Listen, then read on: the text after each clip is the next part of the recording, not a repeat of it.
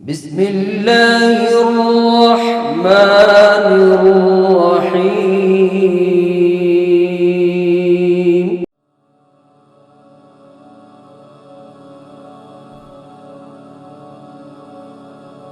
حرم کی گود میں اس طرح تراب آئے،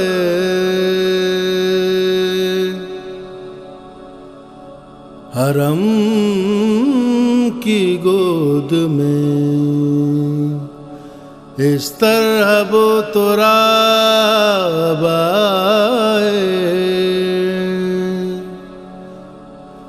حرم کی گود میں اس طرح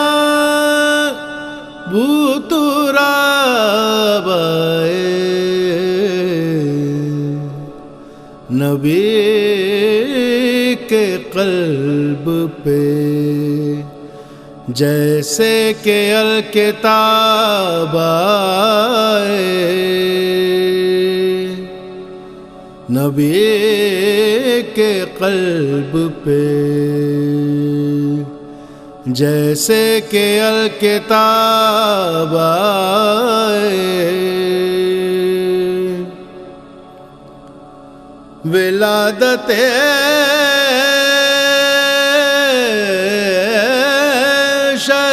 مرداں کا ذکر کعبے میں، ولادت شہ مرداں کا ذکر کعبے میں، جو در سے پوچھو تو دیوار سے جواب آئے، جو در سے پوچھو تو دیوار سے جواب آئے،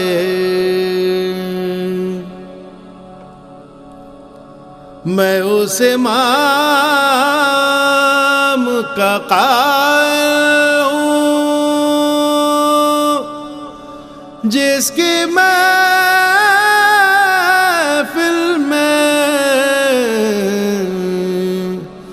میں اس امام کا قائل ہوں جس کی محفل میں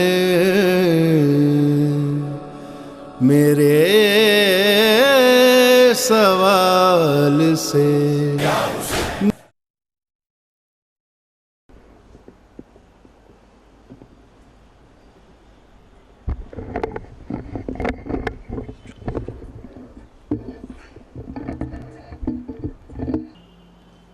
ایک صلوات اور بھیج دیں حضرت محمد وعلیہ۔ آپ حضرات سے گزارش ہے کہ تھوڑا آگے آگے تشریف لیں، ایک صلوات اور بھیج دیں محمد وعلیہ محمد پر۔ آئیے بھائی آگے آ جائیے، تھوڑا آگے آئیے۔ ایک مرتبہ سورہ حمد اور 3 مرتبہ سورہ اخلاص کی تلاوت کر کے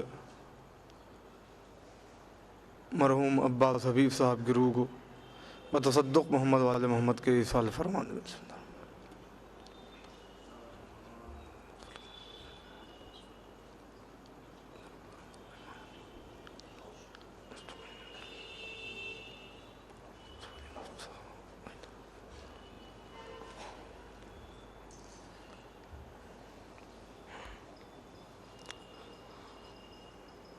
فاتحہ۔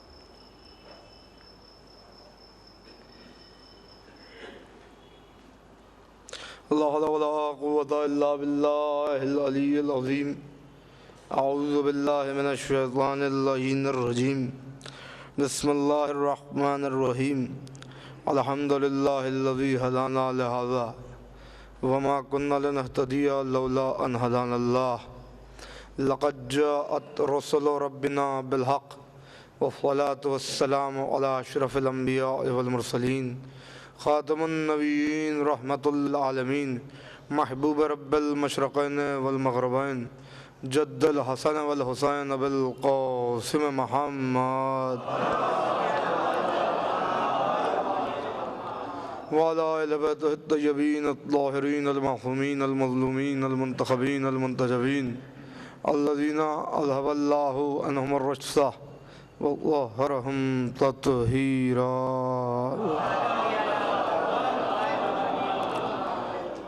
ولعنت اللہ علی اعدائهم اجمعین من الآن الى یوم الدین اما بعد فقد قال اللہ تبارک و تعالی فی کتابہ المجید وفرقانہ الحمید وخطابہ الرشید وقولہ الحق بسم اللہ الرحمن الرحیم ان اللہ اصطفى آدم ونوحا وآل عمران وآل ابراہیم وآل عمران علی العالمین. ایک صلوات بھیجے محمد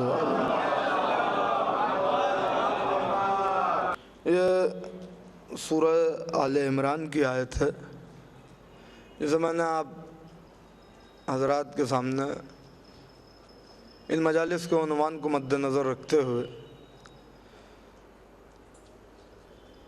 تلاوت کرنے کا شرف حاصل کیا، اور جتنے بھی دن مجھے گفتگو کرنی انشاءاللہ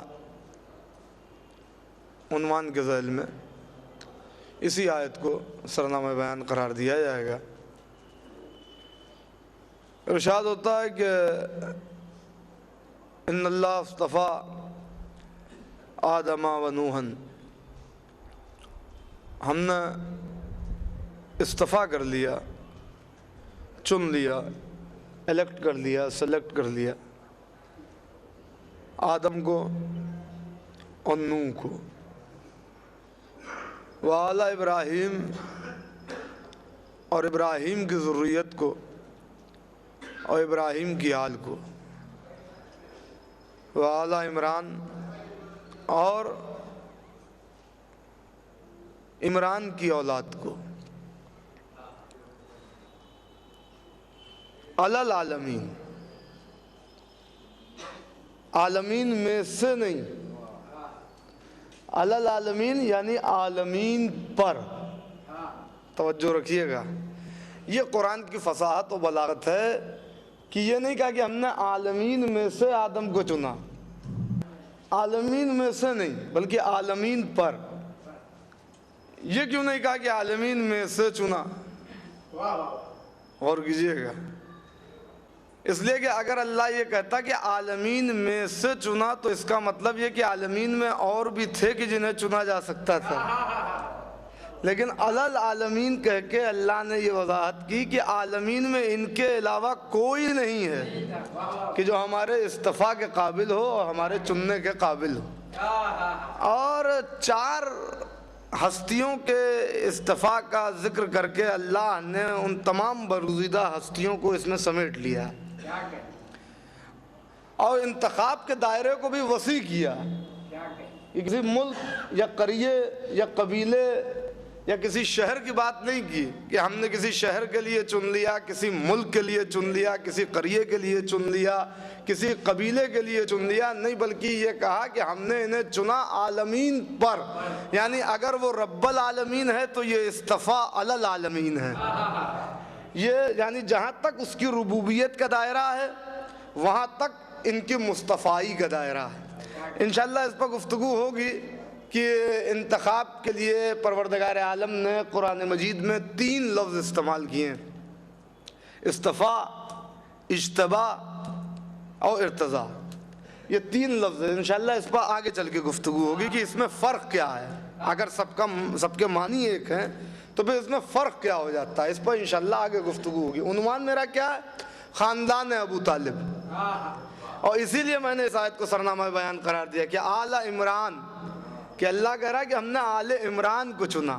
ابو طالب کنیت ہے، توجہ رکھیے گا، ابو طالب کنیت ہے۔ بزرگ مجھ سے بہتر جانتے ہیں، اپنے نوجوان بھائیوں کے لیے کہوں، ابو طالب کوئی نام نہیں ہے، ابو طالب کنیت ہے، یعنی طالب بڑے بیٹے تھے، اور بڑے بیٹے سے اس زمانے میں عرب کا یہ قاعدہ اور یہ دستور تھا کہ بڑے بیٹے سے منسوب کیا جاتا تھا، لہذا جو بڑا بیٹا ہوتا تھا اس کے نام سے پکارا جاتا تھا، تو لہذا ابو طالب یعنی طالب کا باپ، یہ کنیت ہے کیونکہ بڑے بیٹے کا نام طالب تھا۔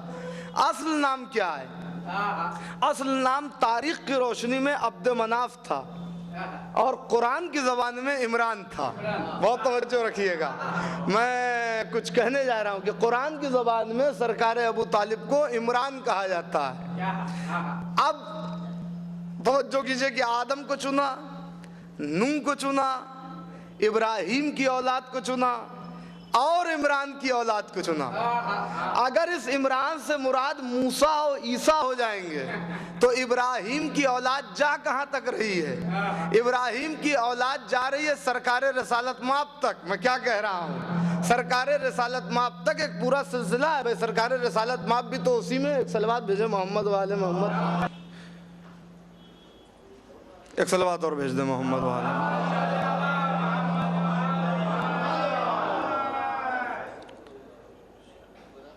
تو میں یہ عرض کر رہا تھا کہ حضرت ابراہیم کی اولاد سرکار رسالت مآب تک جا رہی ہے، تو اب اس کے بعد موسیٰ و عیسیٰ کی بات کیسے ہو سکتی ہے بھائی؟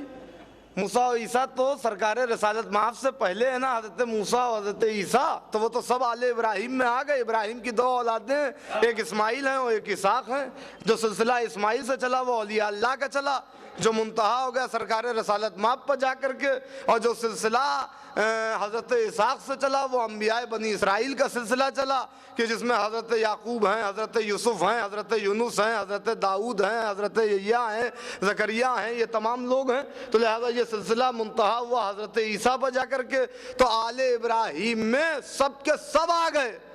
اب جو جس آل کا ذکر ہے وہ آل ابراہیم کے بعد ہوگی، توجہ چاہ رہا ہوں، وہ آل ابراہیم کے بعد ہوگی۔ اسی لیے زبان وحی سے سرکار رسالت مآب اکثر ارشاد فرمایا کرتے تھے کہ آل ابراہیم میں ہوں اور آل عمران میرا بھائی علی اور اس کی اولادیں ہیں۔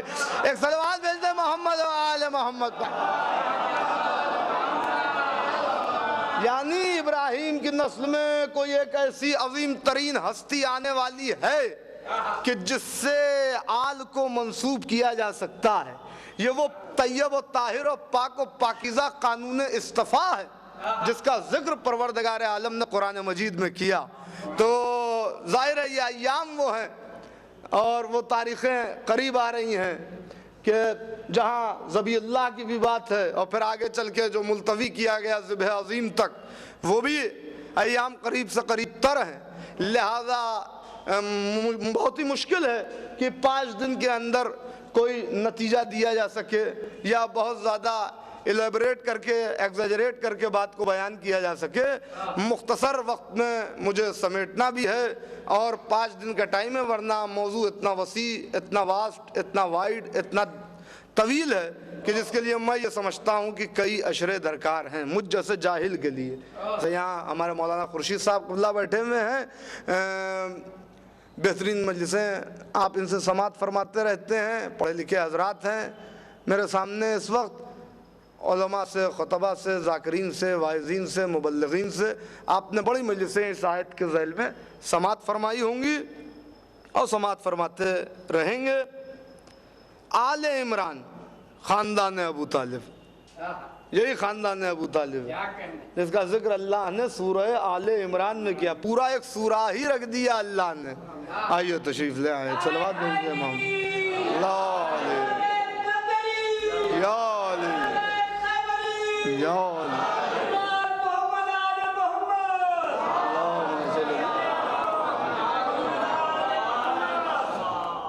تو آل عمران خاندان ابو طالب کا ذکر ہو، یہی میرا عنوان ہے، بس پوری توجہ آپ کی درکار ہے۔ اس سے پہلے کہ اس خاندان کے سلسلے میں کچھ ذکر کیا جائے اور کچھ بیان کیا جائے، تمہید کے طور پر وہ سرزمین کی جس سرزمین پر یہ خاندان آباد ہوا، اس سرزمین کے حوالے سے گفتگو کر لوں، تاکہ اپنے پچھلے سال کے جو میرا موضوع تھا کعبے سے کربلا تک، اس سے بھی متصل ہو جاؤں۔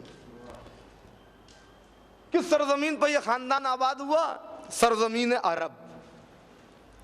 اب اگر میں سرزمین عرب کا ذکر کروں گا تو آپ اس سے سعودی عرب مت سمجھیے گا، اس لیے کہ سعودی عرب یہ جو ہے تاریخ میں پہلے کہیں نہیں تھا، یہ تو ابھی آیا ہے، کچھ سال پہلے کی بات ہے، ابھی اس کو کوئی پرانی تاریخ نہیں ہوئی۔ سعودی عرب کیا ہے بھائی، اس کی کیا حقیقت ہے؟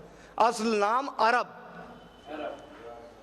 سرزمین عرب، بہت ہی وسیع زمین، اور اس کا ایریا رقبہ سرزمین عرب کا جو تھا وہ 30 لاکھ مربع کلومیٹر اس کا رقبہ ہے سرزمین عرب کا، جس میں یمن، شام، فارس، خلیج سب کچھ آ جاتا ہے۔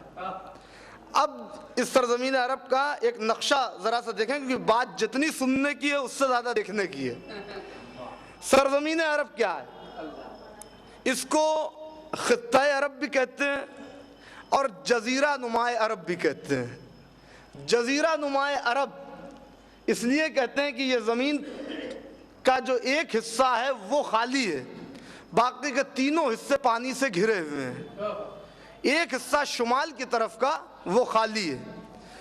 اس سرزمین عرب کے شمال میں پورا شام کا علاقہ ہے، جو وادی شام ہے وہ سرزمین عرب کے شمال میں، اور شمال سے جنوب کی طرف ایک نشیب ہے، ایک ڈھالان ہے۔ اگر میرا جملہ آپ محسوس کریں تو یہ کہنا چاہتا ہوں کہ شمال سے جنوب کی طرف ایک نشیب ہے، ایک ڈھالان ہے، جملہ ضائع نہ ہونے پائے۔ تہذیب ہمیشہ نشیب سے شروع ہوتی ہے۔ جن لوگوں نے داد دی انہیں میری طرف سے داد ہے، جو نہیں پہنچے میں یہاں کس لیے بیٹھا ہوا ہوں بھائی۔ تہذیب کا آغاز ہمیشہ نشیب سے ہوتا ہے، تہذیب کی بنیاد ہمیشہ نشیب سے پڑتی ہے۔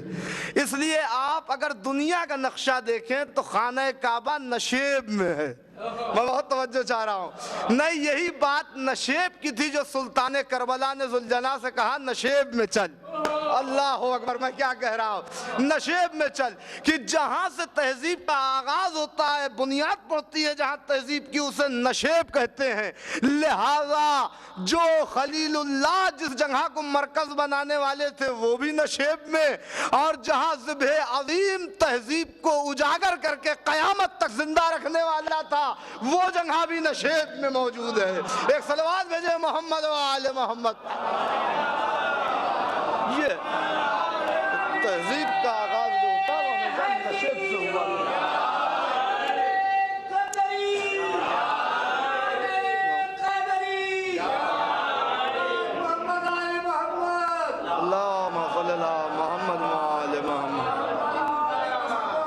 تو اس کے شمال کا علاقہ پورا وادی شام، جنوب تک ایک ڈھالان، اور جنوب میں بحر احمر۔ اس کے بعد جو مشرق کا علاقہ آتا ہے سرزمین عرب کا، یہ ہے عراق کا علاقہ، مشرق کا علاقہ عراق کا علاقہ کہلاتا ہے۔ یہ ایک پورا جغرافیہ میں نے آپ کو اس لیے بتایا کہ ذرا سا ایک زمین ہموار ہو سکے، اس عظیم ترین زمین کے سلسلے میں ذکر ہو جائے کہ جہاں یہ برگزیدہ خاندان موجود تھا، اور جس نے تہذیب کا آغاز کیا، اور جس نے دین الہی کو دنیا والوں تک پہنچایا۔ یہ زمین جو مکے کی ہے، یہ سنگلاخ وادی غیر زیزر نان کلٹیویٹڈ ایریا تھا، جو میرے پچھلے سال کی جنہوں نے تقریریں سنی ہوں گی ان کے حافظے میں یقیناً یہ باتیں ہوں گی، صرف یاد دہانی کے لیے کہہ رہا ہوں، نان کلٹیویٹڈ ایریا تھا، کوئی آبادی نہیں تھی۔ تو آئیے ذرا سا ابتدا سے ایک ذکر کریں تو بات اور واضح ہو جائے کہ یہ سرزمین عرب جس کا 30 لاکھ مربع کلومیٹر کا رقبہ، اور سارے ملک اب ٹکڑے ٹکڑے ہو گیا وہ ایک الگ مسئلہ ہے، مگر یہ پورا ایک عرب کی جو سرزمین ہے اسی میں ساری آبادیاں، اس میں जो जमीन उभर के सामने आई वो मक्के की सरजमीन, और अल्लाह ने अपने घर को वहीं बनवाया। कैसे आगाज हुआ दुनिया का और कैसे दुनिया वजूद में आई? अगर मैं मौलाए कायनात के खुतबे के सिलसिले में जिक्र करूं कि जो पहला खुतबा मौला ने दिया है नजुल बलागा में, जो उनका पहला खुतबा मौजूद है जिसमें दुनिया की खिलकत का जिक्र मौला ने किया है, उसी से एक कंक्लूजन और निचोड़ लेकर मैं आपको सुनाऊंगा, क्योंकि अगर पूरे खुतबे का जिक्र किया जाए तो मैं समझता हूँ कई मजलिसें चाहिए उसकी तशरीह के लिए। जो मौलाए कायनात ने कहा, क्योंकि जब मासूम की बात सामने आ गई तो अब ये नहीं देखना कि कौन क्या कह रहा है, अब जो मासूम ने कह दिया आमन्ना सद्दखना, उसी को तस्लीम कर लेना जो मासूम कहते हैं। एक चलन चला हुआ, एक ट्रेंड चला हुआ है कि साइंस से दीन को समझाने की कोशिश की जाती है। देखिए, साइंस से दीन वीन समझ में नहीं आता। कोई भी तहकीक हुई तब मौलाना को ये होश आया कि ये तहकीक हुई थी और ये तो हमारे यहाँ भी पहले से मौजूद थी। तहकीक के बाद बताया जाता है। मज़ा तो तब है कि जब तहकीक से पहले बात की जाए। बहुत तवज्जो चाह रहा हूँ। तो लिहाजा साइंस पर भरोसा नहीं किया जा सकता कुल्ली तौर पर, क्योंकि साइंस के फिनोमेनाज बदलते रहते हैं। मैं भी एक साइंस साइड का स्टूडेंट हूँ, लिहाजा उस हिसाब से बात कर रहा हूँ। मैंने कभी साइंस से दीन को समझाने की या समझने की कोशिश इसलिए नहीं की कि साइंस के फिनोमेना बदलते हैं। आज ज़माना बहुत तरक्की कर चुका है। किसकी समझ में आ सकता है कि न्यूटन का सेकंड लॉ ऑफ मोशन बदल जाएगा? आज बदल गया न्यूटन का सेकंड लॉ ऑफ मोशन। तो अब आप उससे अगर कोई दलील देंगे तो आज तो जो रिसर्च आई उसमें तो वो बदल गया, तो फिर दीन का क्या होगा? तो लिहाजा ऐसा नहीं होना है कि साइंस के जरिए से दीन समझाया जाए। हाँ, जो हमारे क्या बातें कह दी गई हैं, अगर तहकीक करके साइंस ने उसे साबित कर दिया है तो ये बहुत अच्छी बात है कि भाई हमारे दीन ने ये बात कही, हमारे मजहब में ये बात मौजूद है। उसके बाद तहकीक हुई तो लोग वहीं तक पहुंचे और वहीं तक पहुंचते। ऐसा ही होता। इसकी मैं एक दलील देता चलूं। आज साइंस ने बड़ी तरक्की की। हवा के वजन को साइंस ने समझ लिया कि हवा का क्या वजन है, मगर साइंस को चैलेंज है मेरा कि हवा के वजन को साइंस समझ चुकी है, साए के वजन को साइंस नहीं जानती। दुनिया की किसी साइंस में भी आपको साए का, शैडो का वजन नहीं मिल पाएगा कि इंसान के साए का वजन क्या है। जाके उठा के देखिएगा सहीफा कामिला में चौथे इमाम दुआ करते हैं, मेरे वो परवरदिगार जो साए तक का वजन जानता है। अल्लाह अकबर। एक सलवात भेजे मोहम्मद व आले मोहम्मद पर, तो साए का वजन जानता है।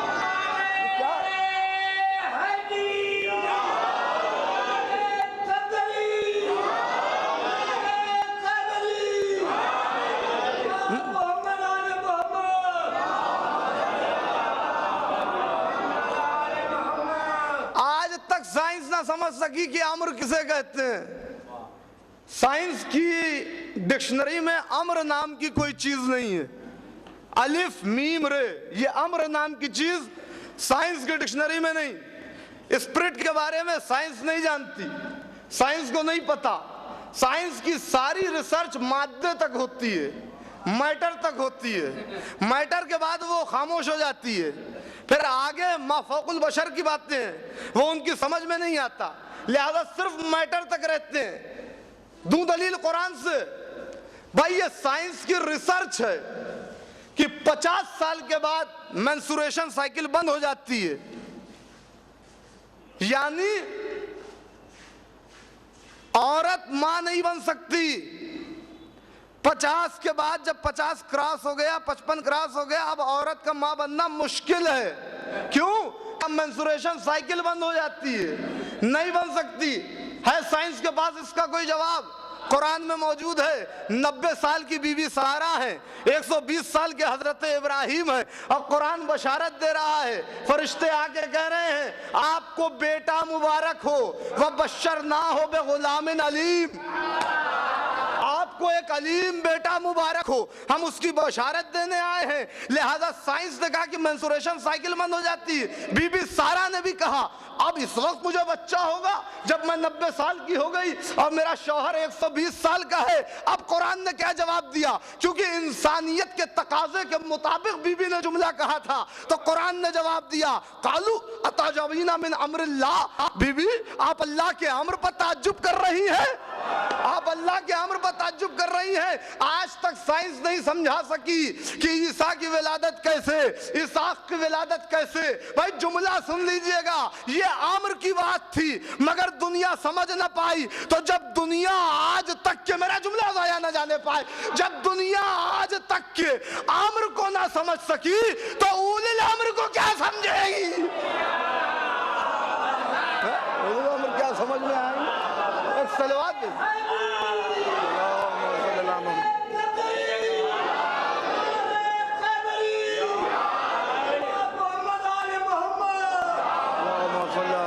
محمد وآل محمد.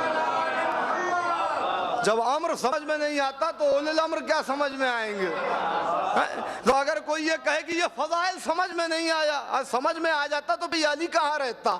میں کیا کہہ رہا ہوں, ہر چیز سمجھ میں آ جائے, کہاں سے سمجھ میں آ جائے گی؟ آپ کی عقل چھوٹی ہے, آپ وہاں تک پہنچ نہیں سکتے. اسی لیے کہا کہ یسلموا تسلیما, خالی درود مت بھیجو. خالی درود تک بات نہیں ہے. قرآن کو دیکھیے کیا کہہ رہا ہے قرآن, کہ صلو علیہ, درود بھیجو, وَيُسَلِّمُوا تَسْلِيمًا, اور سر تسلیم خم کر دو. جو ہے اسے تسلیم کر لو. اسی کا نام دین ہے, اسی کا نام اسلام ہے, کہ جہاں کمپلیٹ سرنڈر ہو, جہاں سر تسلیم خم کر دیا جائے معصوم کے حکم اور ان کی فضیلت کے آگے. بہرحال تو سرزمین عرب, تو یہ زمین کیسے وجود میں آئی؟ مولا فرماتے ہیں, اور مولا کے خطبے کا جسٹ آپ کو سنا رہا ہوں, کہ ابتدا میں اللہ نے 3 چیزیں خلق کی. روحوں کو خلق کر دیا پہلے, ابھی جسم نہیں ہے, اجسام نہیں ہے, ابھی ارواح, عالم ارواح ہے. روحوں کو خلق کیا, وعدے لینا شروع کر دیے اپنی توحید کے, نبی کے رسالت کے, مولا علی کی ولایت کے, ائمہ کی امامت کے. یہ سارے وعدے پہلے ہی ہو گئے. یہی وعدے انسان کو یاد دلائے جاتے ہیں جب وہ قبر میں اتر جاتا ہے. تلقین میں اسے یہی پڑھایا جاتا ہے, یہی سنایا جاتا ہے. یاد ہے کہ نہیں یاد ہے کہ تم نے روز اعلیٰ وعدہ کیا تھا؟ کیا وعدہ کیا تھا؟ اسمع, افہام, سن, سمجھ, سن, سمجھ. کیا وعدہ کیا تھا عالم ارواح میں؟ لا الہ الا اللہ وَأَنَّ محمد رسول اللہ وَأَنَّ عَلِيًّا أَمِيرَ الْمُؤْمِنِينَ. یہی تو وعدہ کیا تھا. مرنے کے بعد یہی تو سنایا جاتا ہے. بتا دینا, سن لے, سمجھ لے, آ جائیں تو بتا دینا, خاموش نہ بیٹھے رہنا. اور فرشتے بھی, رزلٹ تو وہیں آ جاتا ہے. ایک جملہ کہے بغیر نہیں جاؤں گا ورنہ اپنی خطابت کے ساتھ خیانت کروں گا. عزیزان گرامی, بات ہے مولا کی ولایت کی, بات ہے دین حقیقی کی, کہ جیسے ہی فرشتے آتے ہیں اور آنے کے بعد سوال کرنا شروع کرتے ہیں اور کہتے ہیں مان رب کا, تو ایک انسان اللہ کی توحید کے اقرار پر موحد ہوتا ہے, توحید پرست ہوتا ہے, رسول خدا کی رسالت کے اقرار پر مسلمان ہوتا ہے, اور مولا علی کی ولایت کے اقرار پر صاحب ایمان ہوتا ہے. لہذا رزلٹ لے کے آتے ہیں فرشتے, فوراً سوال کرتے ہیں. پہلا سنٹر ہے انسان کی امتحان گاہ کا قبر. اب اس کے بعد محشر میں سوال ہوگا, قبر میں سوال ہوگا. پہلا سوال, پہلا امتحانی سنٹر, وہاں پر سوال کیا ہو رہا ہے؟ پہلا سوال مان ربو کا. اس نے کہہ دیا اللہ ربی کا, لکھ دو اس کی پیشانی پر, ھذا الرجل موحد, یہ بندہ موحد ہے, توحید پرست ہے. پہلا سوال ہوا, رزلٹ پیشانی پر لکھ دیا گیا فوراً.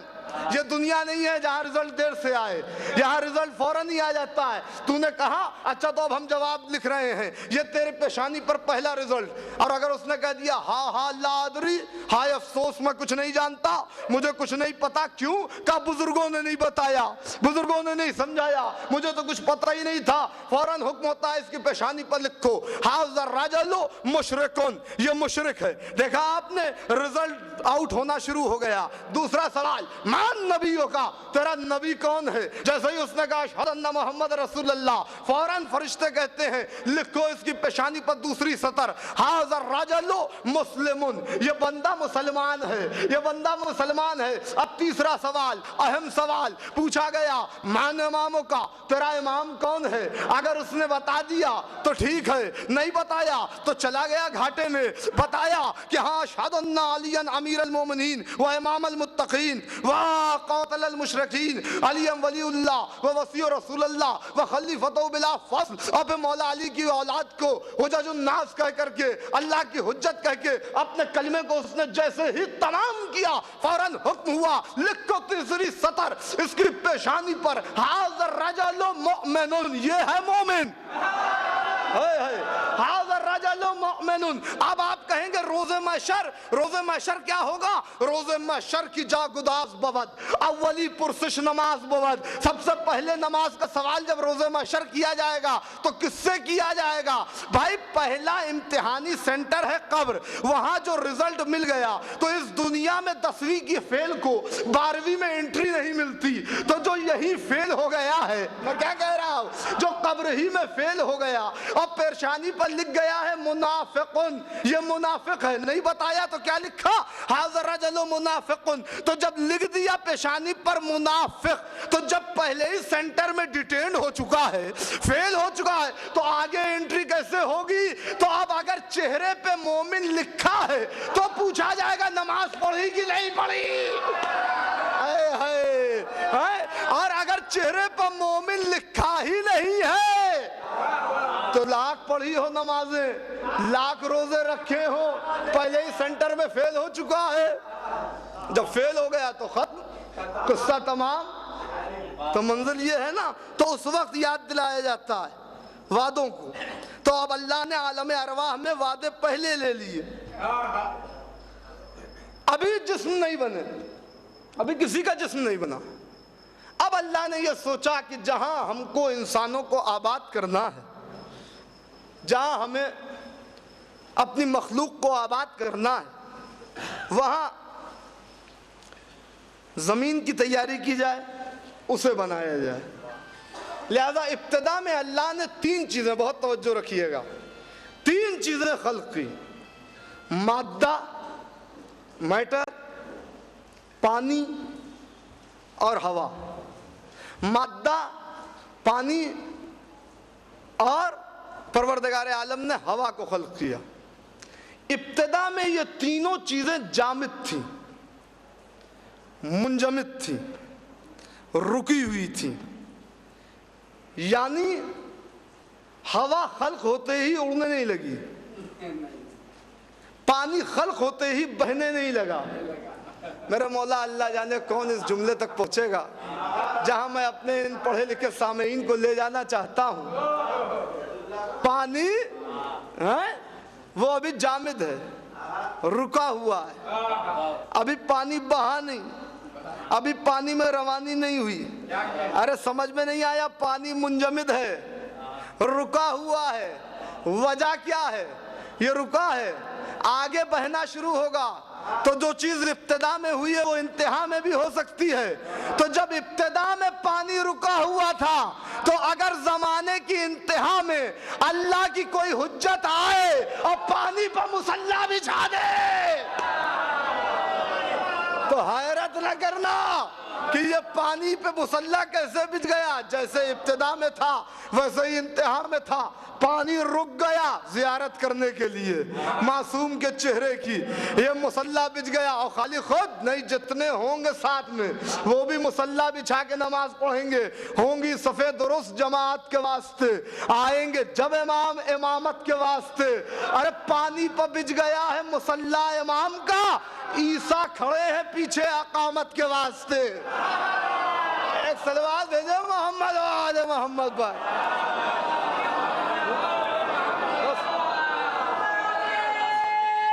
مولا سلامت رکھے.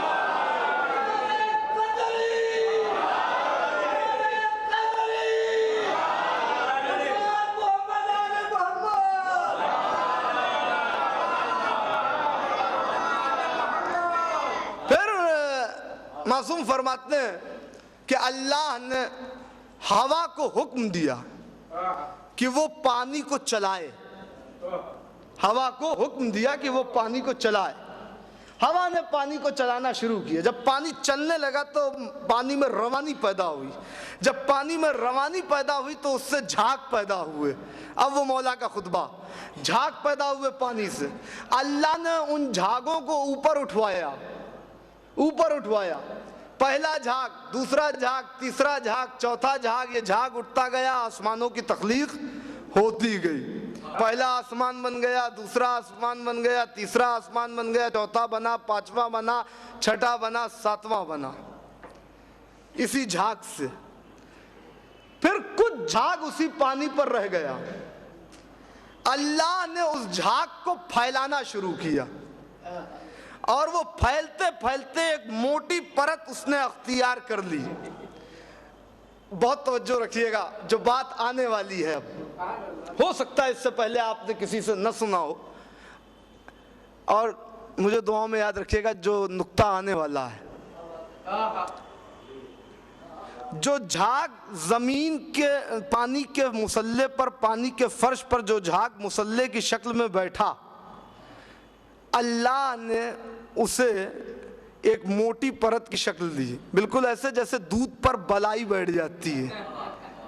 اسے بالائی کہا کیوں جاتا ہے؟ بالائی، دودھ کے اوپر کا حصہ، بالائی دودھ کے اوپر جمتی۔ کیسے؟ دودھ کو آپ کھولانا شروع کریں تو اس میں حرکت پیدا ہوگی، جب حرکت پیدا ہوگی تو آپ دیکھیں گے کہ دودھ جو ہے وہ ابلنا شروع ہو رہا ہے، تو لہذا ایسا آپ کو لگے گا کہ کہیں ادھر جا رہا ہے کہیں ادھر جا رہا ہے۔ اب سمٹتے سمٹتے کچھ شکن پڑنا شروع ہوگی، اور شکن پڑتے پڑتے بیچ سے ایک مرکز سے کوئی چیز پھٹنا شروع ہوگی۔ پھٹتے پھٹتے وہ چیز جب دودھ اپنی ملٹنگ پوائنٹ پر بالکل تیور میں ہوگا، اس وقت وہ چیز موٹی پرت کی شکل میں دودھ کے اوپر بیٹھ جائے گی۔ اسی کو کہتے ہیں بالائی، جو دودھ کے اوپر کا حصہ۔ یہ جو جھاگ جو بچ گیا تھا، یہ زمین کے اوپر بالکل ایسے بیٹھا اور ایسے جمع جیسے دودھ پر بالائی۔ چونکہ بالائی، اب اس کو ہم سے زیادہ کون جانے گا؟ مولیوں سے زیادہ تو کوئی نہیں جان سکتا نا کہ بالائی کیسے جم رہی ہے، کس طرح جم رہی ہے۔ کبھی آپ بھی مشاہدہ کیجئے گا، جنہوں نے کیا ہے وہ تو کیا ہی ہے، کہ بیچ سے، مرکز سے، سینٹر سے کوئی چیز ہوتی ہے کہ جو پھٹنا شروع ہوتی ہے، اور وہیں سے یہ حصہ موٹی پرت کی شکل میں بالائی کی صورت میں جمتا ہے۔ بالکل ایسے ہی یہ جھاگ جو جمع تھا بیچ میں پانی کے بالکل بیچوں بیچ، وہ پھیلنا شروع ہوا ایک موٹی پرت کی شکل میں، اور اللہ نے اسی کو زمین قرار دیا۔ اللہ نے اسی کو زمین قرار دیا، یہ کوئی الگ کا حصہ نہیں ہے، اللہ نے اسے زمین بنا دیا۔ 1/3 حصہ پانی اور ایک حصہ جو ہے وہ زمین کا، اور 1/3 زمین کا حصہ جو ہے وہ پانی۔ پانی، یہ پانی پر جھاگ بیٹھا ہوا ہے، یہ ہے زمین۔ اسی لیے اللہ نے کہا ہم نے پانی پر زمین کے فرش کو بچھا دیا، پانی پر زمین کے فرش کو بچھا دیا۔ یہ ہے زمین۔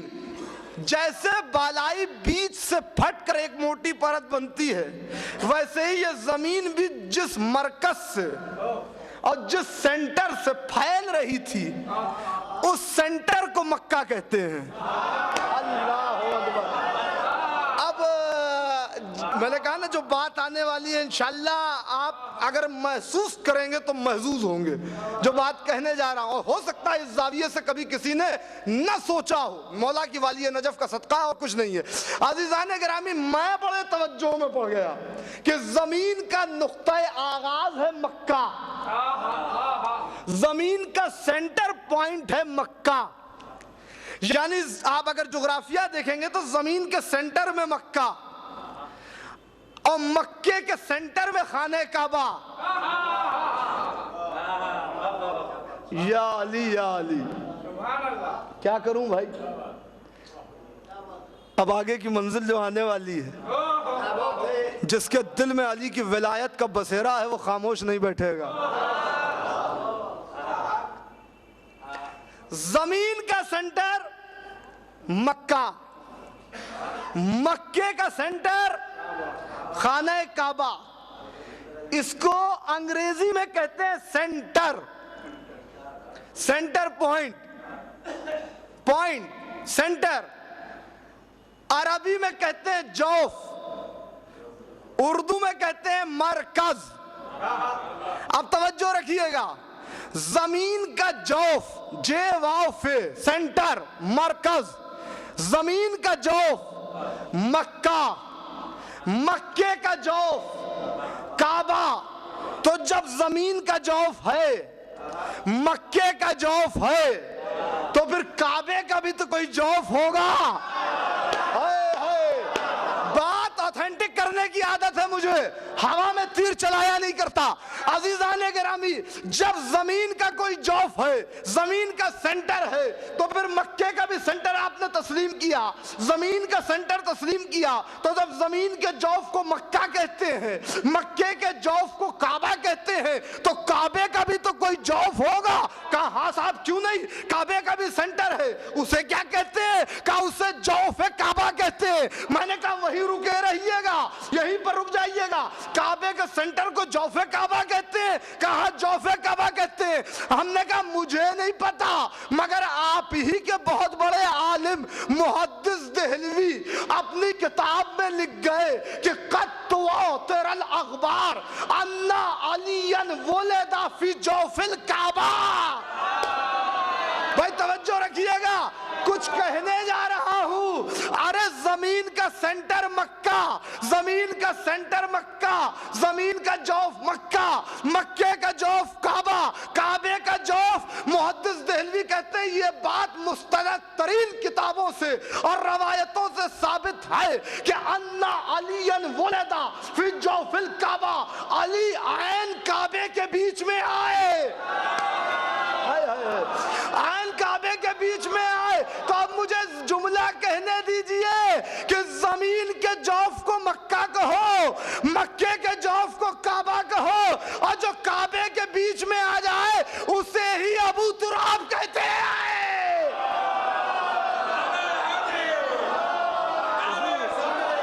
یا علی، یا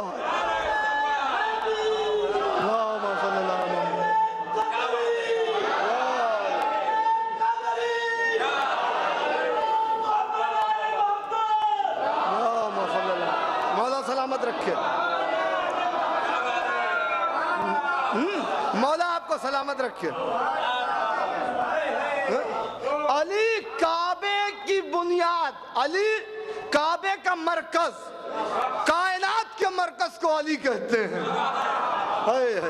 اسی لیے تو مولا کائنات کہتے ہیں، کائنات کے مرکز کو علی کہتے ہیں۔ اب سمجھ میں آیا میرا مولا بیچ میں کیوں آیا؟ چلیے ایک سائنٹیفک ریزن بھی دیتا چلوں قبلہ۔ بھائی زمین، ایک زمانے میں تصور تھا بہت پہلے، گیلیلیو سے پہلے، کہ زمین چپٹی ہے۔ گیلیلیو نے ریسرچ کی تو اس نے کہا نہیں زمین چپٹی نہیں ہے، زمین گول ہے، اور اس نے ثابت کیا کہ جہاں سے چلا تھا وہیں میں واپس آ گیا۔ اس سے یہ پتا چلتا ہے کہ جب ایک پوائنٹ سے چلا، وہاں سے چلتے چلتے چلتے چلتے ہوتے ہوتے واپس وہیں پہ آیا تو پھر زمین گول ہے، اور وہاں سے پھر اب کوئی نہیں کہتا زمین چپٹی ہے، زمین ہے گول۔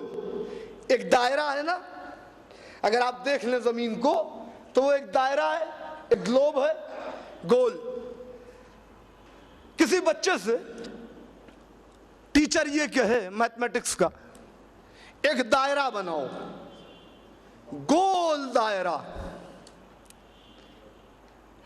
ایسے ہی نہیں، وہ دائرہ ایسا ہونا چاہیے کہ جس کا ریڈیس یہ ہو، اس کا ڈائیمیٹر یہ ہو، ریڈیس اور ڈائیمیٹر میں ذرا سا فرق نہ ہونے پائے، دائرہ بالکل گول بنے۔ کیا کرے گا؟ قلم اٹھا کے کاغذ پہ بنا دے گا گولا؟ نہیں، آپ کی خاموشی تو یہی بتا رہی کہ ایسا کچھ ہوتا ہے۔ کیا حیدرآباد میں پاس ہو جاتے ہیں لوگ ایسا کرنے سے؟ تو بھائی بولیے نا، کیا کیا جاتا ہے جب ایسا؟ ہاں، جب دائرہ بنایا جاتا ہے ایسا کہ جس کے ریڈیس اور ڈائیمیٹر میں فرق نہ ہو تو کیا کہتے ہیں؟ پرکار، کمپس لیتے ہیں۔ یہ ہوتا کیا ہے پرکار؟ ایسا ایک دو چیزیں ایک جگہ سے متصل ہیں، اور اس کے بعد ایک میں پین پھنسایا جاتا ہے، قلم، اور ایک جو ہے وہ نوک ہوتی ہے، نوک کو قلم کو پھنسانے کے بعد نوک کو ایسے رکھتے ہیں بیچ میں، اس پر زور دیتے ہیں، اور زور دینے کے بعد ایک گول دائرہ بنا دیا جاتا ہے۔ یہی ہوتا ہے نا، یہی ہوتا ہے۔ یہ دائرہ ایسا ہوگا کہ جس کے ریڈیس اور ڈائیمیٹر میں کوئی فرق نہیں ہونے پائے گا۔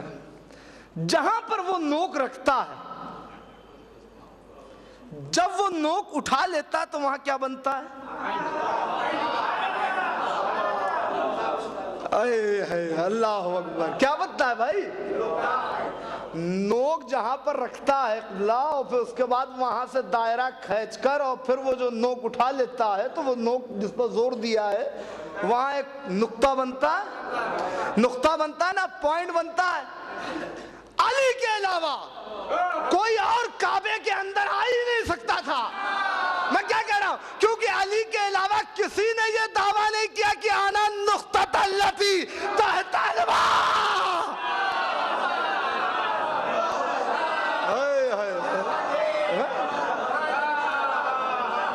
علی کے علاوہ اور کون آتا کعبے کے سینٹر میں؟ زمین ہے گول، یہ ہے ابو تراب، علی کے علاوہ کوئی اور آ ہی نہیں سکتا تھا، اس لیے کہ کسی نے یہ نہیں کہا کہ میں نقطہ ہوں۔ علی نے کہا میں نقطہ ہوں، اسی نقطے میں یہ نقطہ تھا جو مجھے آپ کو سنانا تھا۔ تو بات یہ ہو گئی۔ اچھا، تو یہ تو سرزمین عرب کی بات کہ زمین کا نقطہ آغاز ہے مکہ، اور اللہ نے یہاں سے تہذیب کا آغاز کیا۔ اب انشاءاللہ باتیں کل آئیں گی۔ میں نے پہلے ہی کہا کہ عشرہ ہوتا تو تفصیلی گفتگو کی جاتی، یہ تو خمسہ ہے، لہذا بات کو بہت جلدی مجھے اپنی منزل تک پہنچنا۔ انشاءاللہ آخری مجلس میں امام حسن علیہ السلام کا ایک خطبہ آپ کی سماعت کے ہدیہ ہوگا۔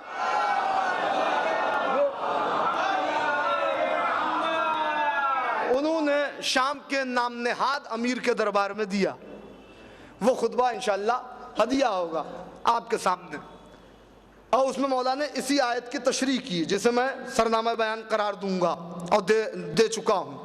عزیزوں، تو زمین کا نقطہ آغاز مکہ ہے، اس پر اس خاندان کو آباد کیا۔ تو اب اللہ نے کیا کہا؟ میں نے آدم کو چنا، میں نے نوح کو چنا، میں نے ابراہیم کی اولاد کو چنا۔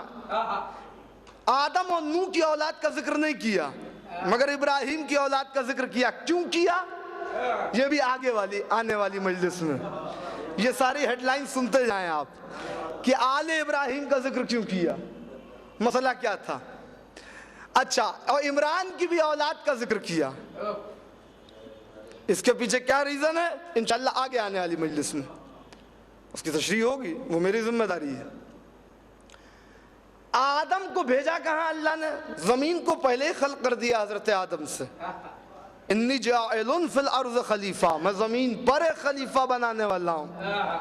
تو زمین پہلے، آدم جسم و جسمانیات کے پیکر میں بعد میں آئے، زمین پر نہیں بنی تھی۔ اگر زمین پہلے تو مٹی آئی کہاں سے؟ مٹی آئی کہاں سے؟ مٹی آئی نا، اس کا مطلب زمین پہلے، اس سے پہلے آدم سے پہلے کیا کوئی نسل زمین پر نہیں تھی؟ جی نہیں تھی، جن نسناس کی نسل جو ہے وہ زمین پر موجود تھی، یہ سرکش تھے۔ تو بنی جان کو اللہ نے ان کی سرکشی کی وجہ سے عذاب میں مبتلا کیا۔ اسی میں ایک تھا جو چھپا ہوا کافر تھا، اللہ اکبر، چھپا ہوا کافر تھا، مگر اپنی عبادت اور زہد کی وجہ سے ظاہر نہیں ہو رہا تھا، عبادت کرتا تھا، عابد تھا، زاہد تھا۔ تو مسئلہ یہ تھا کہ فرشتوں نے کہا مالک یہ بڑا عابد زاہد ہے، اللہ نے سوچا ابھی عذاب نازل کر دوں گا تو فرشتے کہیں گے یہ کیا کر دیا پروردگار، تو نے اسے بھی مار دیا، یہ تو بڑا عبادت کرتا تھا، بڑا زہد و تقوی والا تھا، لہذا اس ایک کو بچا لیا، باقی سب کو ہلاک کر دیا۔ وہ جو ایک بچ گیا اس کا نام تھا عزازیل، یہی عزازیل آگے چل کے ہوا ابلیس، یہی عزازیل جو بنی جان آدم سے پہلے موجود تھے زمین پر، جنہیں ہلاک کر دیا، اور اسے اٹھا کر کے اللہ نے اتنی بلندی پر کیوں پہنچایا؟ تاکہ اس کا کفر آشکار ہو۔ کفر چھپا ہوا تھا، بھائی قرآن ہے، میں کوئی اپنے گھر سے روایت لے کے نہیں آیا۔ اللہ نے کہا کہ کسی نے سجدے کا انکار نہیں کیا آدم کا، الا ابلیس استکبر وکان من الکافرین، اسے تکبر ہو گیا۔ کانا ہے فعل ماضی کا صیغہ جو پاسٹ کی خبر دیتا ہے، وکان من الکافرین، وہ کافر ہوا نہیں، وہ کافرین میں سے تھا۔ کافرین میں سے تھا۔ کھلا کب؟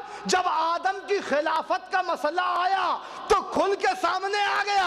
ارے میرا جملہ ضائع نہ جانے پائے، یعنی نماز سے کفر نہیں پتا چلا، رونا عبادت سے کفر پتا نہیں چلا، یہ پرانے کافر کا کفر کھلتا ہی اس وقت ہے جب حجت اللہ کی ولایت کا اعلان ہوتا ہے۔ اتنا زہد و تقویٰ تھا، کفر کھلا اس کا؟ نہیں کھلا نا۔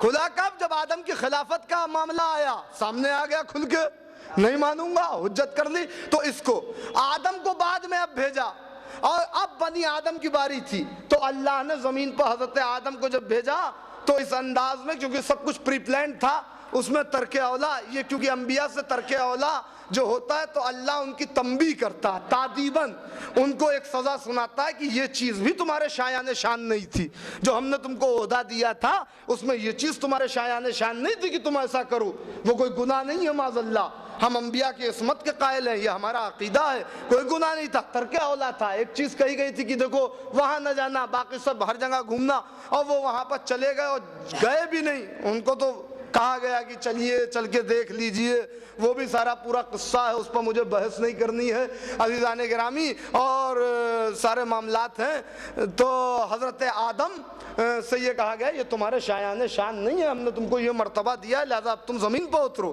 تو بنایا ہی زمین کے لیے تھا، تو اب زمین پہ اترو، خلیفہ بن چکے ہو تم، اب زمین پہ جاؤ، ہمیں زمین کو آباد کرنا ہے پھر سے۔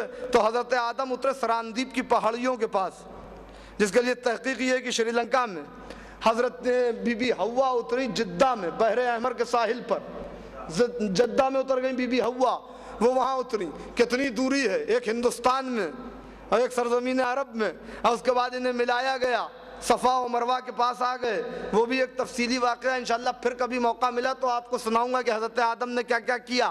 بہرحال عزیزوں، وہاں جب بی بی حوا اور حضرت آدم مل گئے تو اب بی بی حوا اور حضرت آدم سے ایک نسل چلی۔ تو خانہ کعبہ، میرے پچھلے سال کی تقریر اگر آپ کو یاد ہو، جن میں میں نے یہ کہا تھا کہ حضرت ابراہیم علیہ السلام نے خانہ کعبہ کی بنیاد نہیں ڈالی، حضرت ابراہیم علیہ السلام نے خانہ کعبہ کی دیواروں کو بلند کیا، خانہ کعبہ پہلا گھر ہے، لہذا حضرت آدم نے اس کی بنیاد رکھی۔ وہ پہلے خیمے کی شکل میں تھا، خیمے کی شکل کے بعد حجر اسود کو نصب کر دیا گیا، اور خیمے کی شکل میں خانہ کعبہ تھا، ایک قندیل اوپر روشن کر دی گئی، جہاں تک خیمے کا سایہ گیا اسے بیت کہا گیا، جہاں تک قندیل کی روشنی چلی گئی اسے حرم کہا گیا، جن کا تعلق بیت سے وہ اہل بیت کہلائے، جن کا تعلق حرم سے وہ اہل حرم کہلائے، اہل حرم کہلائے۔ بہرحال یہ ایک تفصیلی بات ہے، میں بڑی تیزی سے جا رہا ہوں، پچھلے سال یہ ساری باتیں میں کور کر چکا ہوں عزیزان گرامی۔ تو حضرت آدم اور بی بی حوا سے نسل چلی، تو اس میں حضرت شیس کی ولادت ہوئی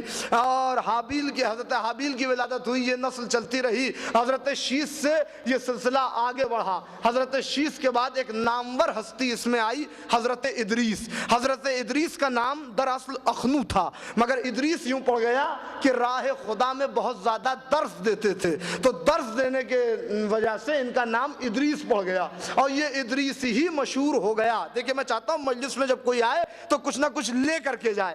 عزیزوں، ادریس مشہور ہو گیا درس کی وجہ سے، ورنہ نام تھا اخنو حضرت ادریس کا۔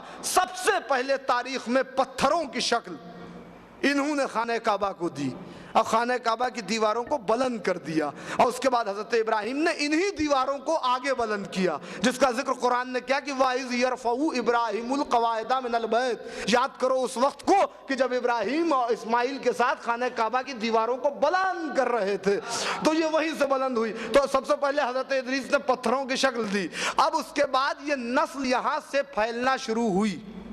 پہلے ادریس تک مکے میں سمٹی ہوئی تھی، وہاں سے جب مائگریٹ کر کے ایک ایک اولاد ادھر ادھر جانے لگی، کیونکہ یہاں پانی کی قلت تھی اور پانی کی ضرورت لوگوں کو پڑنے لگی، تو کوئی ادھر گیا اور کوئی ادھر گیا، تو لہٰذا آبادیاں پھیلنے لگی۔ شروع تو حضرت آدمی سے ہوئی، تو کوئی کہے کہ ہمارا اصل وطن یہ ہے، ہمارا اصل وطن یہ ہے، نہیں، دنیا میں جتنی قومیں آباد ہیں سب کا اصل وطن مکہ ہے۔ ارے میں کیا کہہ رہا ہوں، ہر ایک کا اصل وطن مکہ ہے، چاہے وہ کوئی ہو، خالی مسلمان کے آدم کی اولاد ہے؟ ہمیں جتنے مذاہب ہیں، جو بھی انسان ہے، جو بھی آدمی ہے، وہ آدم کی اولاد ہے۔ تو کوئی ادھر گیا، کوئی ادھر گیا، مائگریٹ ہوتے ہوتے تو اصل وطن سب کا کیا ہوا؟ مکہ ہوا۔ اسی لیے اسے ام القریٰ کہا جاتا ہے، آبادیوں کی ماں کہا جاتا ہے، یہ آبادیوں کی ماں ہوئی۔ لہذا اب حضرت ادریس وہاں تبلیغ کر رہے تھے، کچھ سرکش لوگوں کو سے یہ برداشت نہیں ہوا، لہذا انہوں نے حضرت ادریس کو پریشان کرنا شروع کیا۔ اللہ کے حکم سے حضرت ادریس تامل ناڈو کے ایریے میں آ گئے، جو آپ کے یہاں سے بہت قریب ہے، تامل ناڈو کا ایریا یعنی مدراس، جسے آج نام بدل دیا گیا ہے۔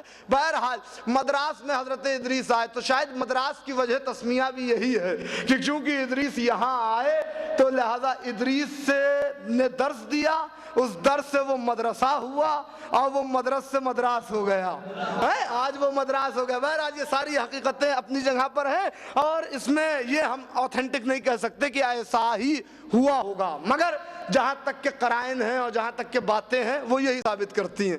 حضرت ادریس یہاں آ گئے۔ اب اس کے بعد حضرت آدم نے خانہ کعبہ کی تعمیر اور سب کچھ کر دی تھی، اور اس کے حضرت ادریس نے اب پھر حضرت ادریس دوبارہ آئے اللہ کے حکم سے، اور آنے کے بعد پھر تبلیغ کی۔ ایک طویل عرصہ ہے، اس طویل عرصے کے بعد حضرت نوح علیہ السلام دنیا میں آئے۔ ان اللہ اصطفیٰ آدم و نوحن۔ اب یہ اس ذکر کا معجزہ ہے جو میں اتنی جلدی میں نے ہزاروں سال کا سفر طے کیا ہے، اتنی جلدی۔ یہ حضرت نوح دنیا میں آ گئے۔ حضرت نوح دنیا میں آئے تو حضرت نوح نے 950 برس تبلیغ کی، مگر کوئی ان کی بات سننے کو تیار نہیں ہے، لہذا انہوں نے کہا رب لا تذر علی الارض من الکافرین دیارا، پروردگار روئے زمین پر ایک بھی کافر باقی نہ رہے۔ کیوں؟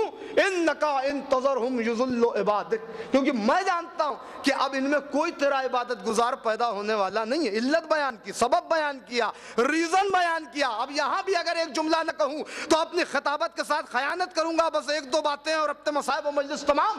عزیزان گرامی، حضرت نوح نے کیا کہا؟ رب لا تذر علی الارض من الکافرین دیارا، پروردگار روئے زمین پر ایک بھی کافر باقی نہ رہے۔ انکا ان تذرہم یضلوا عبادک ولا یلدوا الا فاجرا کفارا۔ علت بیان کی، سبب بیان کیا، ریزن بیان کیا، وجہ بیان کی کہ کیوں باقی نہ رہے۔ اس لیے کہ میں جانتا ہوں کہ اب ان کی نسل میں ایک بھی تیری عبادت کرنے والا نہیں ہوگا۔ ولا یلدوا الا فاجرا کفارا، یا تو فاجر پیدا ہوں گے یا تو کافر پیدا ہوں گے۔ یہ حضرت نوح کہہ رہے ہیں، اللہ کو کہنا چاہیے تھا نوح عالم الغیب والشہادہ ہم ہیں، ہم ہیں عالم الغیب، تم کون ہوتے ہو غیب کی خبر دینے والے؟ مگر نہ اللہ نے روکا، نہ اللہ نے ٹوکا، نہ روکا نہ ٹوکا۔ اس کا مطلب یہ ہے کہ نبی کو علم غیب ہوتا ہے، اگر علم غیب نہیں ہوتا تو مستقبل کی خبر نوح کیسے دے دیتے؟ مجھے ایک جملہ کہنے دیں کہ یہ نوح کی نگاہیں ہیں جو آنے والی نسلوں کے عقائد کو دیکھ لیتی ہیں، اور وہ میرے مولا علی کی ذوالفقار ہے جو نسلیں دیکھ کے چلتی ہے، نسلیں دیکھ کے چلتی ہے۔ کبھی موقع ملا تو پوری تقریر ذوالفقار پہ ہوگی۔ عزیزان گرامی، ابھی تو صرف ایک بات کہہ رہا ہوں کہ یہ علی کے ہاتھ میں آئی ہوئی تلوار کا معجزہ ہے کہ نسلیں دیکھ کے چل رہی ہے، نسلیں دیکھ کے چل رہی ہے۔ میں نے کتابوں میں پڑھا اپنی انہی آنکھوں سے کہ کہیں کہیں پر علی ہاتھ کو اٹھاتے نہیں تھے، ذوالفقار علی کے ہاتھ کو چوم کے خود سمجھ لیتی تھی کہ مومن کون ہے، منافق کون ہے، اور علی فیصلہ ذوالفقار پر۔ ایک صلوات بھیج لیں محمد و آل محمد۔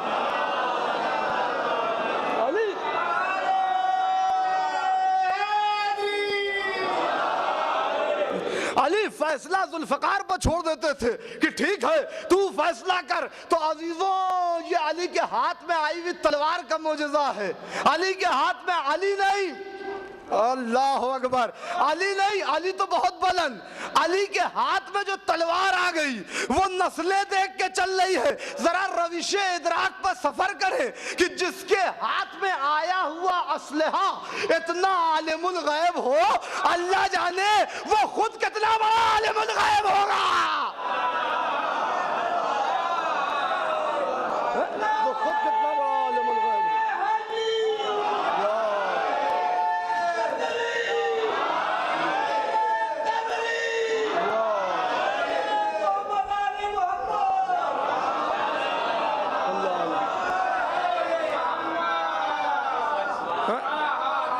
اگر وہ یہ کہہ دے کہ لو کشف الغطا، میرے سامنے سے یہ پردے ہٹا دیے جائیں، تو نہ میرے یقین میں کوئی اضافہ ہوگا نہ کوئی کمی آئے گی۔ تو اس کا مطلب یہ ہے کہ جو دنیا کے لیے غیب ہے وہ علی کے لیے مشاہدہ ہے، وہ علی کے لیے مشاہدہ ہے۔ بس عزیزوں، میں سمیٹ رہا ہوں اپنے بیان کو، اجازت دیں آپ تو حضرت نوح کے بارے میں ایک دو باتیں کر لوں۔ ایک صلوات بھیجو محمد و آل محمد کو باعث و بلند۔ قبلہ طوفان آ گیا۔ اب جو طوفان آیا ظاہر ہے اب حضرت نوح کہہ چکے ہیں، تو اللہ نے کہا کہ دیکھو یہ میری شان کریمی کے خلاف ہے کہ میں عذاب تو نازل کر دوں مگر نجات کا کوئی انتظام نہ کروں، تو ایسا کرو کہ تم میری وحی کے اشارے پر ایک سفینہ بناؤ۔ حضرت نوح نے نبی اللہ کی وحی کے اشارے پر سفینہ بنانا شروع کیا۔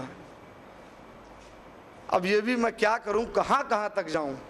قرآن میں لفظ ہے بے آیوننا، میری دونوں آنکھوں کے سامنے۔ یہ قرآن ہے، میں اپنے گھر سے کوئی روایت لے کے نہیں آیا، میری دونوں آنکھوں کے سامنے سفینہ بناؤ۔ اب یا تو مجھے آنکھ والا اللہ دکھاؤ اور یا پھر اللہ کی آنکھیں دکھاؤ۔ اس کا مطلب یہ ہے کیا ہوا، قرآن کی گفتگو مجازی ہوتی ہے قبلہ، مجازن قرآن نے کہہ دیا، قرآن کی گفتگو حقیقی ہوتی ہے۔ اس کا مطلب دونوں آنکھوں کے سامنے، تو عالم شہود میں کوئی ایک ایسی ہستی تھی جس کی آنکھیں عین اللہ کی حیثیت رکھتی تھی۔ میری دونوں آنکھوں کے سامنے سفینہ بناؤ، سفینہ بناؤ۔ سفینہ بن کے تیار ہو گیا۔ حضرت نوح نے کہا مالک سفینہ بن گیا، کہا ٹھیک ہے اب ہم عذاب نازل کریں گے۔ عذاب نازل ہوا، زمین سے پانی، آسمان سے پانی۔ وہاں ستاروں کا گزر کہاں تھا؟ لوگ کہتے ہیں کہ سفینے ستاروں کو دیکھ کے چلتے ہیں، ستارے سے اشارے کا تعین ہوتا ہے، لہذا اگر نبی نے کہا کہ میرے اہل بیت سفینہ نجات ہیں تو اصحاب جو ہیں وہ ستارے ہیں۔ بھائی سب کی اپنی اپنی منزل ہے، یہ سفینہ عام سفینہ نہیں ہے، یہ سفینہ نجات ہے، سفینہ نجات ہے۔ اور سفینہ نجات نوح کا سفینہ، نوح کے زمانے میں جو سفینہ چل رہا تھا وہ وحی کے اشاروں پر چل رہا تھا، ستاروں پر نہیں چل رہا تھا۔ میں کیا کہہ رہا ہوں، ستاروں کو نہیں دیکھ کے چل رہا تھا، کیونکہ وہاں ستاروں کا گزر کہاں تھا۔ ابھی بارش کا یہ موسم ہے، آپ کو کوئی ستارہ دکھ رہا ہے؟ یہاں معمولی سی بارش ہو رہی تو ستارہ دکھائی نہیں دے رہا ہے، وہاں اتنی دھواں دھار بارش، ہمیں ستاروں کا گزر کہاں ہے؟ ستاروں کا گزر کہاں ہے؟ ہاں یہ صحیح ہے کہ آل محمد کو دیکھ کے کچھ لوگوں کو دن میں تارے نظر آنے لگتے ہیں۔ رات کی بات چھوڑ دیں، ایک صلوات بھیجے نا محمد و آل محمد۔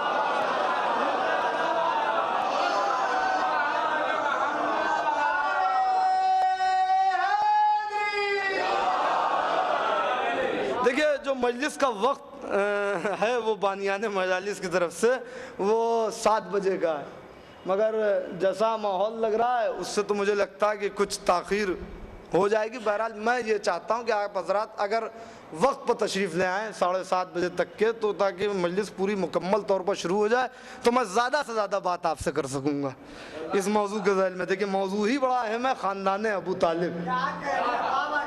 تو بہرحال یہ آپ بانی مجلس سے سوال کر لیجئے گا کہ کل مجلس کا وقت کیا ہوگا اور کیسے شروع ہوگی۔ بہرحال کیونکہ یہ کوئی ایک متفرق مجلس نہیں ہے، یہ ایک چین سے دوسری چین ہے، تو کنٹینیوٹی ہے، تسلسل ہے۔ تو اگر ذرا سا بھی بات جو ہے وہ ذہن میں نہیں آئی تو پھر آگے جو بات میں کرنے والا ہوں وہ ذہن میں نہیں آ سکتی۔ بہرحال حضرت نوح علیہ السلام نے جب کہہ دیا، عذاب نازل ہو گیا، سیلاب آ گیا، سفینہ ہے کہ پانی کے سینے پر سوار ہے، اور جو سفینے میں آ گیا اس کی نجات۔ اب بس مجھے آنا ہے اس زمین تک۔ ایک زمین پر ایک خطے پہ حضرت نوح کا سفینہ پہنچا، اور نہیں ابھی قبلہ یہ کربلا کی بات انشاءاللہ آگے آ جائے گی۔ ابھی جو منزل ہے کہ یہ سفینہ آیا تو کہاں آیا؟ مکے کی زمین پر۔ مکے کی زمین پر آنے کے بعد 7 دن تک حضرت نوح کے سفینے نے چکر کاٹا، طواف کیا 7 دن تک۔ حضرت نوح نے پوچھا مالک یہ کون سی زمین ہے، کیا میرا سفینہ بھور میں آ گیا؟ کہا نہیں نوح، سفینہ بھور میں نہیں آیا۔ تو پھر کہاں ہے؟ کہا یہ وہ زمین ہے کہ جو زمین مکہ کہلاتی ہے، اور یہیں پر میرا گھر بنا ہوا، بلندی پر دیکھو، خانہ کعبہ کو میں نے بلند کر دیا ہے، ساری دنیا ڈوب گئی، کعبہ دکھائی دے رہا ہے۔ کہا مالک تیرا گھر؟ کہا ہاں نوح، یہ وہی ہے کہ جہاں آدم نے آ کر کے آبادی کا آغاز کیا اور یہیں سے میری عبادت کا آغاز ہوا روئے زمین پر۔ ایک مرتبہ حضرت نوح علیہ السلام نے کہا کہ مالک یہ طواف ہم نے کر لیا، پروردگار یہ عظیم ترین زمین ہے، اب کیا ہے؟ کہا ٹھیک ہے اب کچھ نہیں، اب یہیں سے تم کو آغاز کرنا ہے، اس لیے حضرت نوح کو آدم ثانی کہتے ہیں۔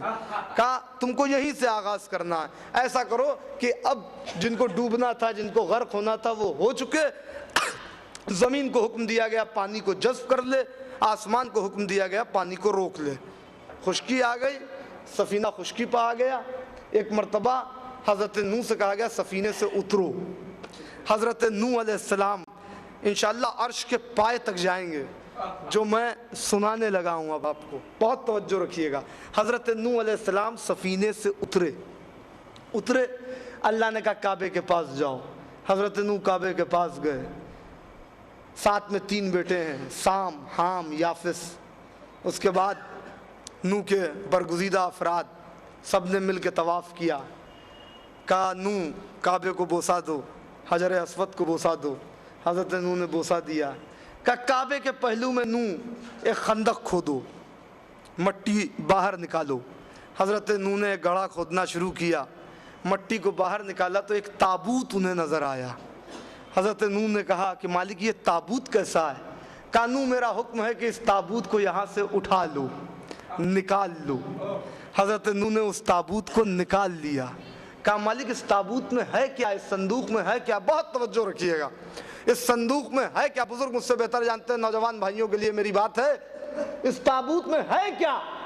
کہا نوح اس تابوت میں تمہارے جد امجد آدم کا پیکر ہے، آدم کا جسم ہے۔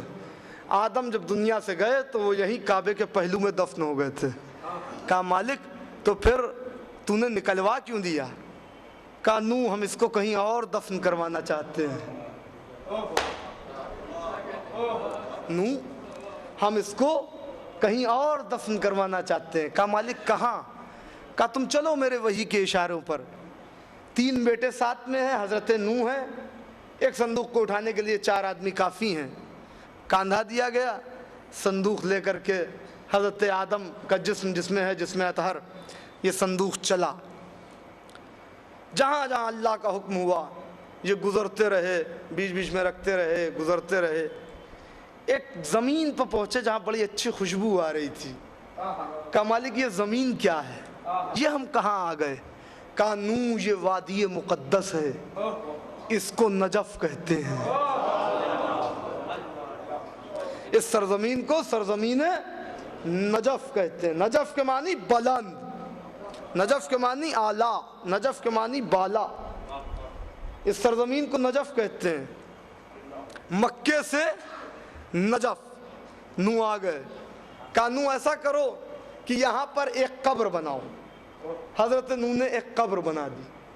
کہا اس کے پہلو میں تھوڑا پیچھے کر کے ایک قبر اور بناؤ، ایک قبر اور بنا دی۔ کہا بس یہ جو پہلو میں قبر بنائی ہے اسی میں آدم کو سپرد خاک کر دو۔ حضرت آدم کے تابوت کو ڈال دیا، مٹی کو برابر کر دیا۔ کہا مالک یہ جو ایک قبر بنوائی ہے جسے خالی رکھوایا ہے یہ کس کی ہے؟ کہا نوح یہ میرے اس ولی کی قبر ہے کہ جس کی ولایت کے اقرار پر تم کو دستار نبوت سے نوازا گیا ہے۔ اللہ صاحب معرفت حضرت نوح سمجھ گئے۔ کہا مالک علی؟ کہا ہاں۔ کہا مالک تو کیا یہ علی کی آرام گاہ ہے؟ کہا ہاں نوح یہ میرے ولی علی کی آخری آرام گاہ ہے۔ کہا مالک میرے جد آدم کو یہاں دفن کروا دیا۔ کہا ہاں نوح تو کیا کہنا چاہتے ہو؟ اب اللہ تو سب جانتا، ہم جاہلوں کو کیسے پتا چلتا؟ نوح کیا کہنا چاہتے ہو؟ کہا مالک میرے جد آدم کو یہاں دفن کروا دیا، اتنی خدمت تو میں نے بھی کی ہے، یہ آدم کو یہاں کیوں دفن کروایا؟ کعبے سے نکلوا کے یہاں کیوں دفن کروا دیا؟ کہا نوح اس لیے کہ کعبہ علی کا مولد تھا، علی کا مولد ہے، کعبہ علی کا مولد ہے۔ چونکہ کعبے کی بنیاد آدم نے رکھی، لہذا اس کے انعام میں ہم نے آدم کو منتقل کر کے یہاں پہنچوا دیا کہ اب قیامت تک آدم مولود کعبہ کے ساتھ رہیں گے. اللہ اللہ. قیامت تک آدم. آج دنیا جو کعبے کا طواف کر رہی ہے وہ صدف خالی ہے, اس کا جوہر نجف میں موجود ہے. اسی لیے ہم خالی کعبے تک محدود نہیں رہتے, ہم نجف سلام کرنے کے لیے جاتے ہیں کیونکہ یہ صدف ہے, گوہر تو نجف میں ہے, گوہر تو نجف میں ہے. عزیزان گرامی بہت توجہ. کا مالک اسی لیے آدم کو یہاں دفن کروا دیا کہ تیرا ولی اعظم یہاں رہے گا تو مولود کعبہ کے پہلو میں آدم دفن کریں گے, مولود کعبہ کے پہلو میں آدم قیامت تک آرام کریں گے. کہا ہاں ایسا ہی ہے. کہا مالک تو اتنی خدمت تو میں نے بھی کی ہے کہ وہاں سے تابوت لے کے یہاں تک آیا ہوں, میں کیوں محروم رہ جاؤں. کانو پریشان کیوں ہوتے ہو. اسی قبر کو جس کو تم نے خالی رکھا ہے اس کے پایتی پتانے ایک قبر اور بنا لو, پایتی ایک قبر اور بنا لو. جب تمہارا آخری وقت آئے تو تم یہیں آ جانا, تم یہیں آ جانا. آج جو زیارت کرنے جا چکا ہے مولا اسے پھر بھیجے, جو نہیں گیا ہے وہ ضرور جائے. جا کے دیکھیے جیسے ہی مولا کے حرم میں جاتا ہے حضرت آدم کی زیارت پہنچتا ہے, حضرت نوح کی زیارت پہنچتا ہے, پھر مولا علی کی زیارت پہنچتا ہے. کیوں, یہ وجہ کیا ہے؟ کیونکہ ایک طرف آدم سوئے ہوئے ہیں, دوسری طرف نوح سوئے ہوئے ہیں. ارے جملہ دینے جا رہا ہوں, ایک طرف آدم ہے, ایک طرف نوح ہے, ایک طرف آدم اول ہے, ایک طرف آدم ثانی ہے, بیچ میں ابو تراب آرام کر رہا ہے. ادھر آدم ادھر نوح. بتا دیا دنیا کو کہ جب مرتے مرتے ہم نے علی کا ساتھ نہیں چھوڑا تو تم بھی کبھی علی کو نہ چھوڑنا. اب اگر کوئی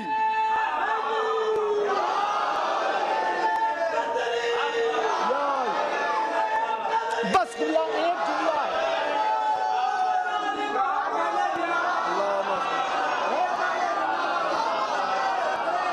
ایک طرف آدم ہے, ایک طرف نوح ہے. مرتے مرتے ہم نے علی کو نہیں چھوڑا تو اگر تم ہماری اولاد ہو, اگر واقعی آدم کی اولاد ہو تو کبھی علی کو چھوڑو گے نہیں.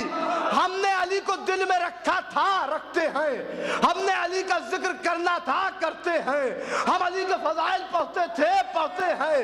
ہمارا قبلہ علم کبھی بھی ادھر ادھر نہیں ہوتا, اس لیے کہ ہم ابو جہل کے پجاری نہیں ہیں, باب مدینۃ العلم کے بھکاری ہیں.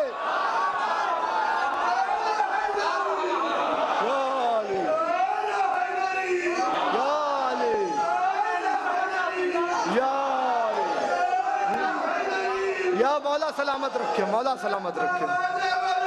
اللہم صلی اللہ محمد و آل محمد. بس ایک جملہ سن لیجئے اور ربط مصاحب مجلس تمام کہ میرا مولا آرام کر رہا ہے, اور علی کے اس پہلو میں دیکھے تو آدم, اس پہلو میں دیکھے تو نوح. ہائے ہائے, اس پہلو کا تو آپ نے مزہ ہی نہ لیا. میں کیا کہنے جا رہا ہوں, علی کے اس پہلو میں آدم, اس پہلو میں نوح. عجب نہیں. ارے جملہ ضائع نہ جائے, پسند آئے میرے ماں باپ کے حق میں دعا کر دیجئے گا. بھائی اس پہلو میں آدم, اس پہلو میں نوح. عجب نہیں. مدینے سے رسول خدا کہتے ہو یا علی آپ کا پڑوس کتنا اچھا ہے.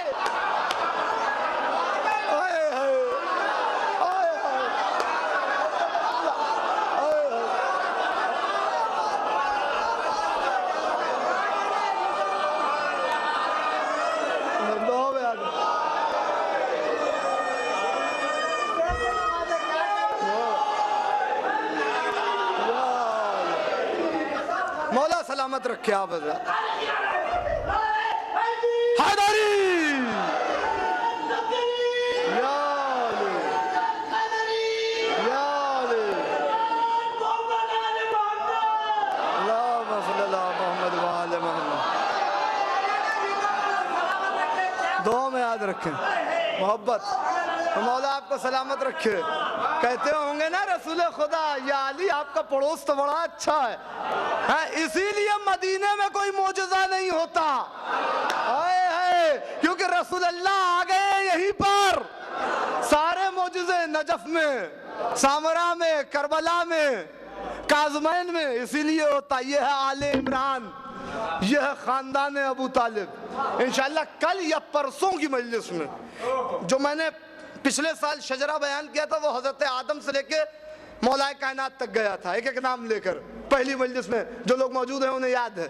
اس سال جو شجرہ بیان ہوگا وہ ہمارے ائمہ کا وہ شجرہ بیان ہوگا جس میں ان کے ددیال اور ان کے ننیحال کا بھی تذکرہ ہوگا کہ اللہ نے اس شجرے کو ہر طرف سے پاک و پاکیزہ رکھا ہے۔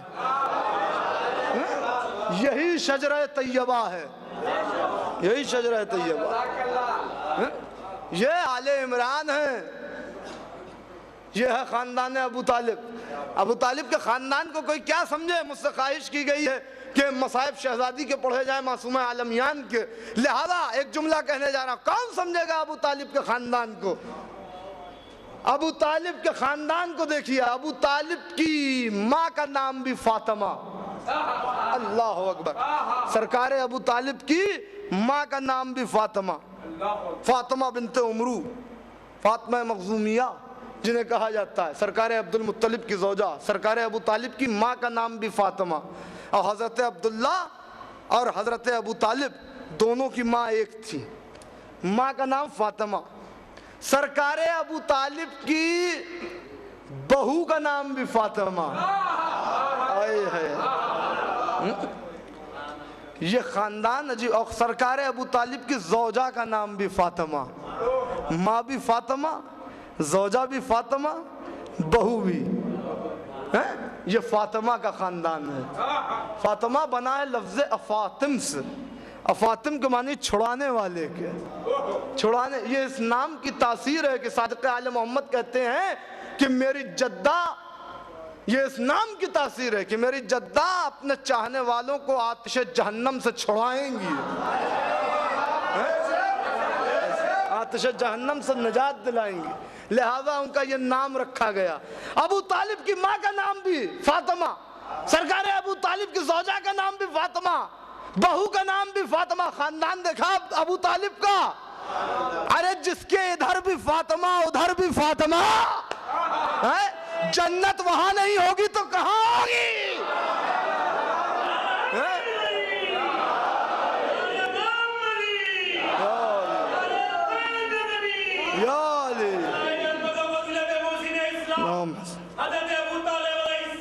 مولا سلامت رکھے، بے شک۔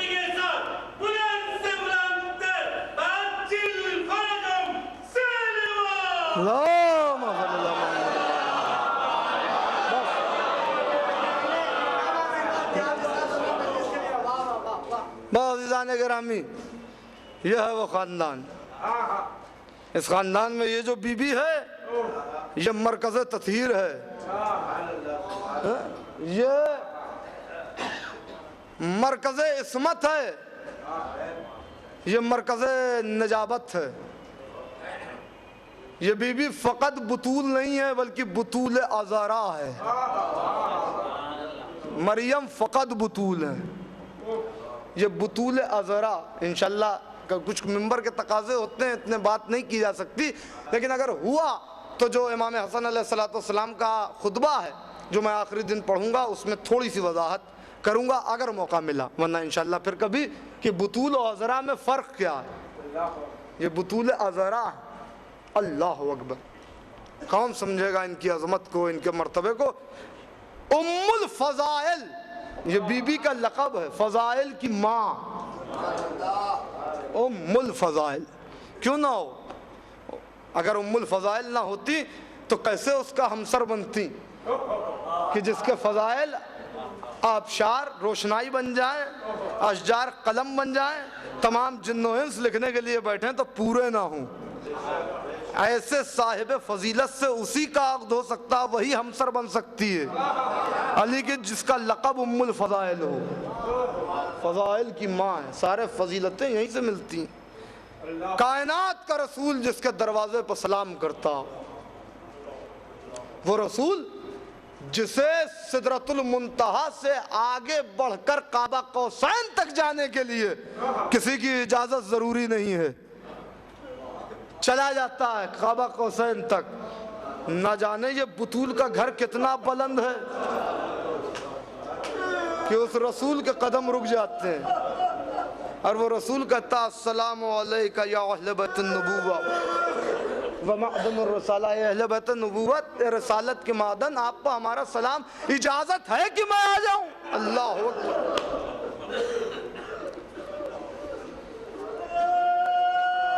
خدا لعنت کرے ملائن پر اور ان ملونوں پر جنہوں نے بطول کے گھر کے تقدس کو نہ سمجھا. ان پر لعنت کرنا عین عبادت ہے. تقدس کو نہ سمجھا شہزادی کے گھر کے، جہاں زمانے کا رسول اجازت لیتا ہو، سید المرسلین، خاتم النبیین، اسی دروازے پر لکڑیاں لے کے جمع ہو گئے.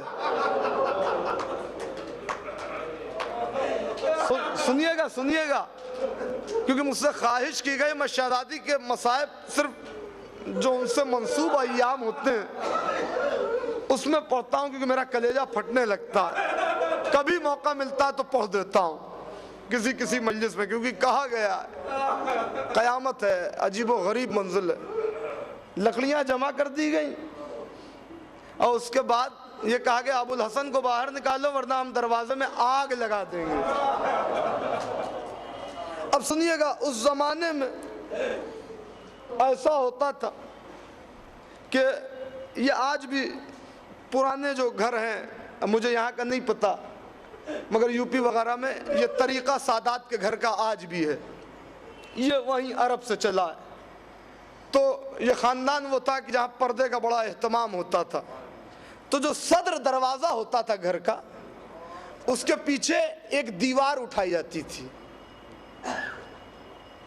صدر دروازے کے بالکل عقب میں، بالکل پیچھے ایک دیوار ہوتی تھی اور ادھر سے راستہ ہوتا تھا گھر میں جانے کا، اور سامنے دیوار ہوتی تھی تاکہ کسی وجہ سے اگر دروازہ کھلا رہ جائے تو گھر کے ناموس کی بے پردگی نہ ہونے پائے، دیوار کی آڑ رہے. یہ جو آپ سنتے ہیں نا کہ میرے چھٹے امام نے کہا کہ میری جدہ در و دیوار کے درمیان آ گئی، یہ وہی دیوار ہے. جیسے ہی کہا نا کہ ابو الحسن کو باہر نکالو ورنہ ہم گھر میں آگ لگا دیں گے، ایک مرتبہ شہزادی دیوار کو عبور کر کے دروازے تک آ گئی کہ ابھی ان کی اتنی ہمت نہیں کہ یہ دروازے کو درانہ کھول کے اندر آ جائیں گے. شہزادی نے کہا تم اس گھر میں آگ لگا دو گے جس میں حسنین رہتے ہیں؟ کہا ہونے دو، ہمیں کوئی پرواہ نہیں ہے. عزادارو مجھے عزت زہرا کی قسم ہے، اس زمانے میں دروازہ جب کھلتا تھا تو دروازے کے پلوں کو دیوار پر روکنے کے لیے ایک کیل لگائی جاتی تھی، بڑا سا کیلا لگایا جاتا تھا تاکہ اس کیل کے سہارے سے دیوار سے دروازہ متصل ہو جائے اور اس پر رک جائے. وہ کیل پیچھے نکلی رہتی تھی دروازے کے پیچھے. مجھے عزت زہرا کی قسم ہے عزادارو، نہ پڑھتا مگر میرا کلیجہ پھٹ گیا جو ظلم ہوا. ایک مرتبہ ملعون نے دروازے میں آگ لگا کے اور اس کے بعد دروازے کو دھکا دیا. جب دروازے کو دھکا دیا تو وہ جو کیلا تھا وہ میری شہزادی کی پسلیاں کو ہوتے ہوئے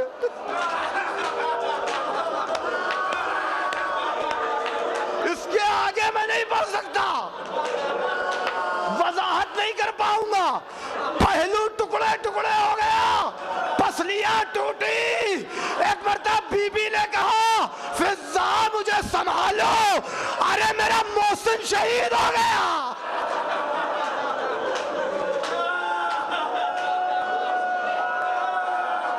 جزاک اللہ جزاک اللہ، یہی حق ہے. جی بھر کے پرسہ دے دیجئے گا. آقا حسین کے ہاتھ میں آج رومال ہوگا، روز رومال بطول کے ہاتھ میں رہتا ہے، آج آقا حسین کے ہاتھ میں ہوگا کیونکہ ان کی ماں کے مصائب ہو رہے ہیں.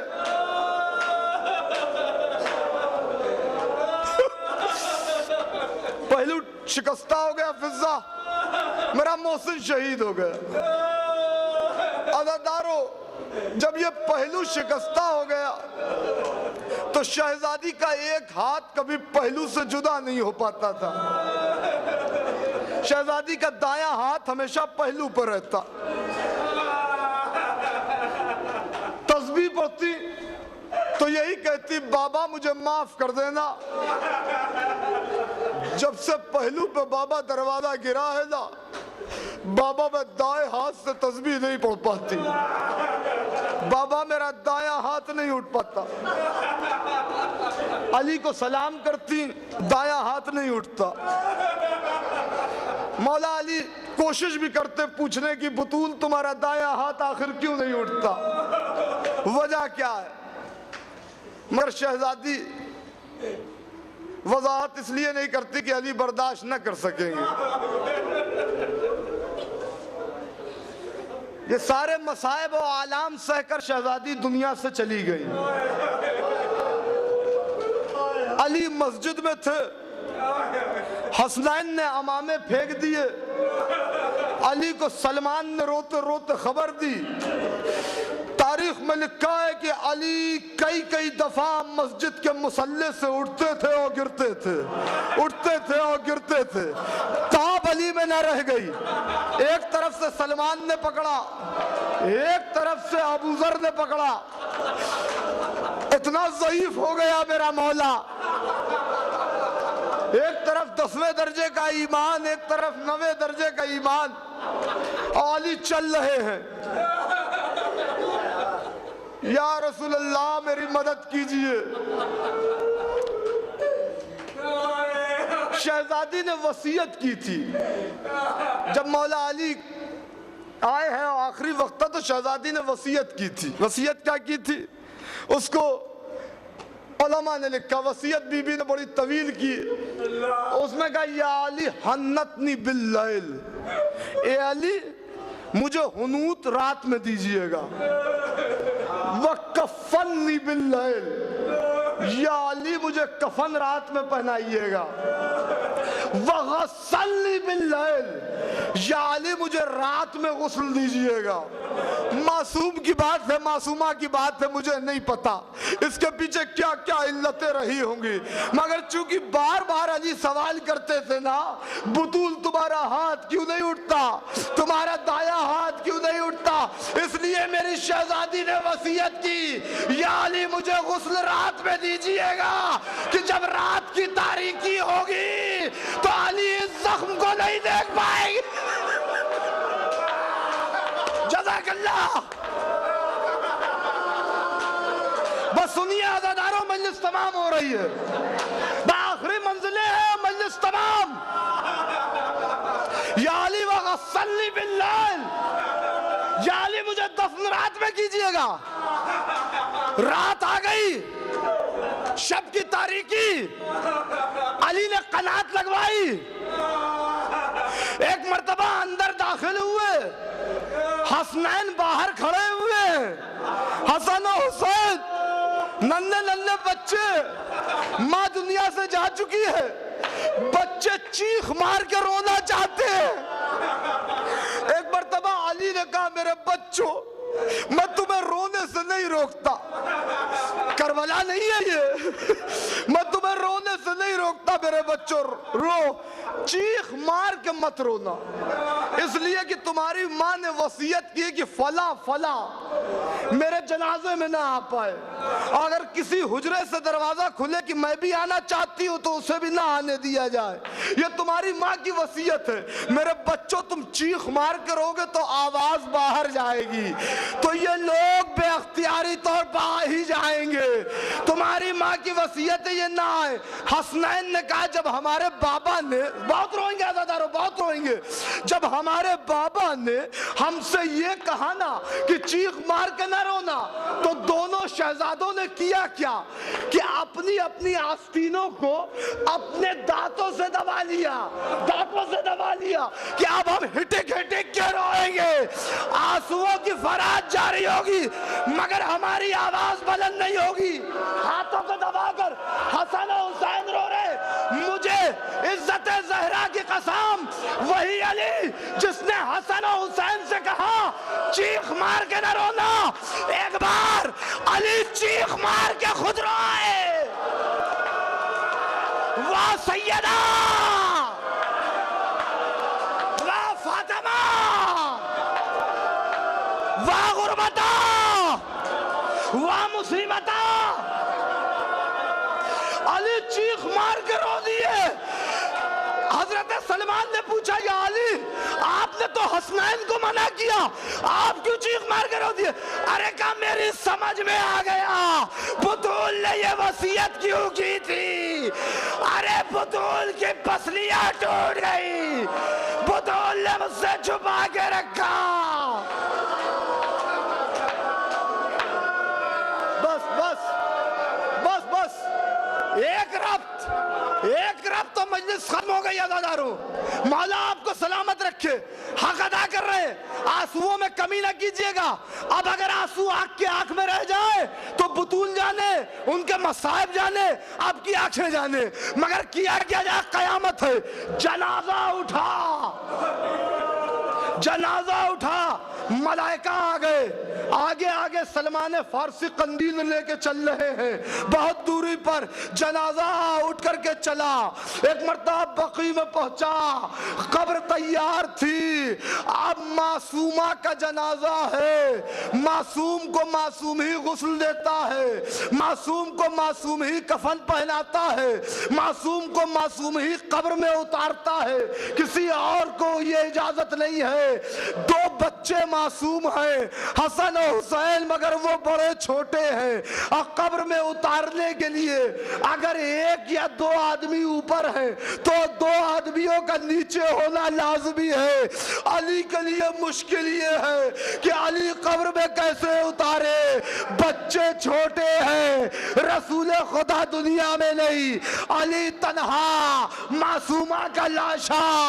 یہ علی پر، مشکل کشا پر بڑا مشکل وقت تھا، اس لیے کہ پہلو شکستہ، زخموں سے چور بدل، علی کے ہاتھ کانپنے لگے۔ ایک مرتبہ کا پروردگار اب میں جنازے کو قبر میں کیسے رکھوں؟ دو ہاتھ قبر سے بلند ہوئے، آیا علی لاؤ میری امانت کو مجھے دے دو۔ یہ منظر یا بقیع میں دیکھا یا شام کے قید خانے میں دیکھا، جہاں وقت کا چوتھا علی، ہاتھوں میں ہتھکڑیاں، بہن کا لاشا، کیسے قبر میں اتارے، دو ہاتھ بلند ہو گئے۔ میرا جی کہتا ہے یہ عباس کے ہاتھ رہے ہوگے، لاؤ عابد بیمار میری بھتیجی کو مجھے دے دو۔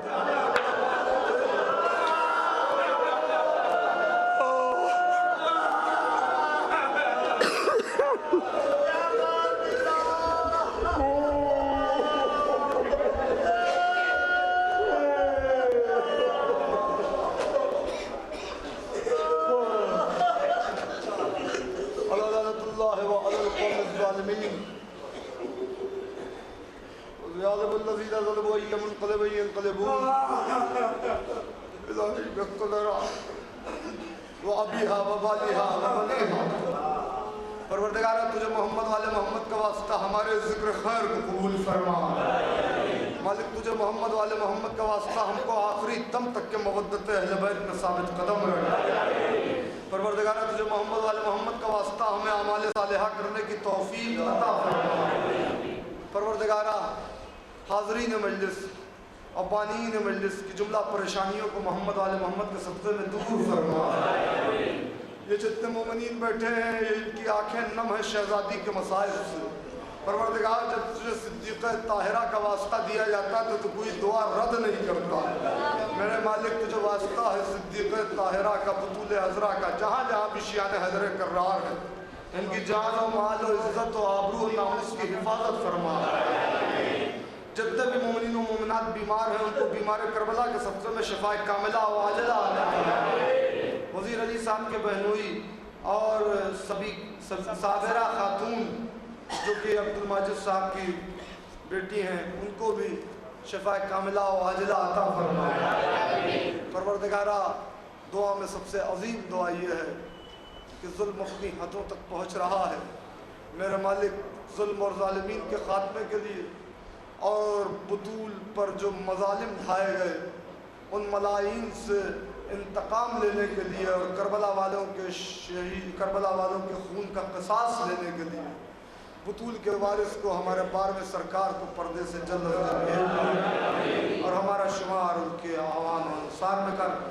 ربنا تقبل منا انک انت السمیع العلیم۔